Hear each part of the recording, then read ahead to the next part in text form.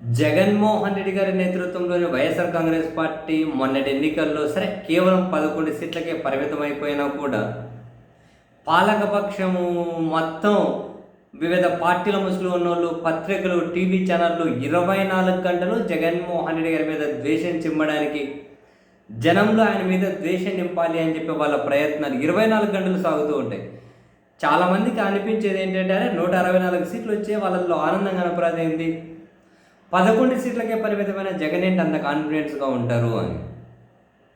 And పదే పదే జగన్ పులిందల ఎమ్మెల్యేనే జగన్ పని అయిపోయింది, జగన్కి అంత సీన్ లేదు అని చెప్పి పాలక పక్షానికి చెందిన కీలక నేతలందరూ కామెంట్లు చేయడం వెనక జగన్ అంటే వీళ్ళకు భయం ఉండడమే కాదు, క్షేత్రస్థాయిలో జగన్మోహన్ రెడ్డి గారి బలం ముందు ఇండివిజువల్గా మనం ఎవరము దరిదాపుల్లో కూడా రాలేము అని చెప్పి వీళ్ళకి చాలా చాలా పక్కాగా తెలుసు అని చెప్పి అనిపిస్తుంది. అండ్ క్షేత్రస్థాయిలో జనాల స్పందన చూసిన జగన్మోహన్ రెడ్డి గారి విషయంలో జనాలు ఏ విధంగా స్పందిస్తారు, మిగిలిన వాళ్ళ విషయంలో ఏ విధంగా స్పందిస్తారు అనడానికి మీరు మరీ వెనక్కి వెళ్ళాల్సిన అక్కర్లే. నిన్న జగన్మోహన్ రెడ్డి గారు నిన్ననే అనంతపురంలో ఒక పెళ్ళికి వెళ్ళారు. చాలా మందికి ఆయన పెళ్ళికి వెళ్తున్నారు, తెలియని కూడా తెలియదు, పెళ్ళికి వెళ్ళారు. ఈరోజు ముఖ్యమంత్రి చంద్రబాబు నాయుడు గారు, ఉప ముఖ్యమంత్రి గారు, వెనకలో లోకేష్ గారు మొత్తం ఒక ఉచిత బస్సు అని చెప్పి ప్రారంభించి ఉండవల్లి నుంచి విజయవాడకి అని చెప్పి బస్సులో ప్రయాణం చేసి ఒక ప్రోగ్రాం పెట్టుకున్నారు. ఈ రెండింటినీ చూడండి. ఒక పెళ్ళికి పోతే జగన్మోహన్ రెడ్డి గారు ఆ జనమేంటి అసలు బాబోయ్, మెద్దెలెక్కి మేడలెక్కి ఎగబడేసి సెల్ఫీల కోసం ఎంతమంది ప్రైవేట్ సెక్యూరిటీ పెట్టుకున్నా వాళ్ళ వల్ల కూడా కాలే. ఆ జనమేంటి, దాన్ని చూసినటువంటి వైకాపా శ్రేణులు అంటూ ఉన్నాయి, ఓడినా గెలిచినా రాజు ఎక్కడున్నా రారాజే అని.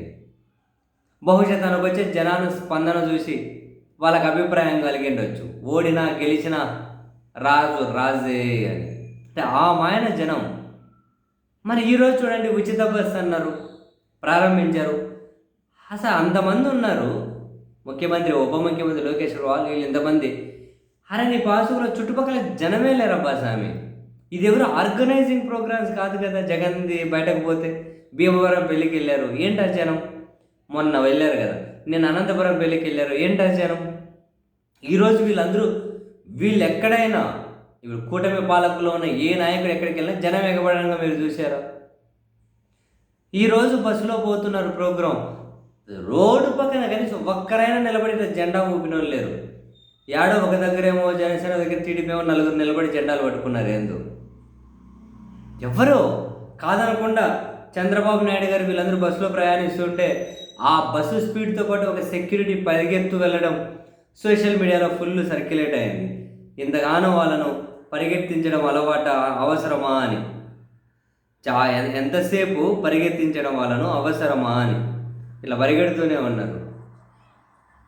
ఒక సెక్యూరిటీ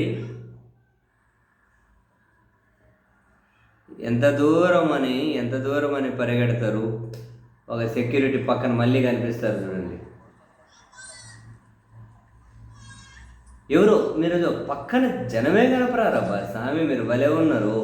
కార్యక్రమం స్టార్ట్ చేసిన చూడండి, పక్కన సెక్యూరిటీ ఎంత పరిగెడుతున్నారు చూడండి.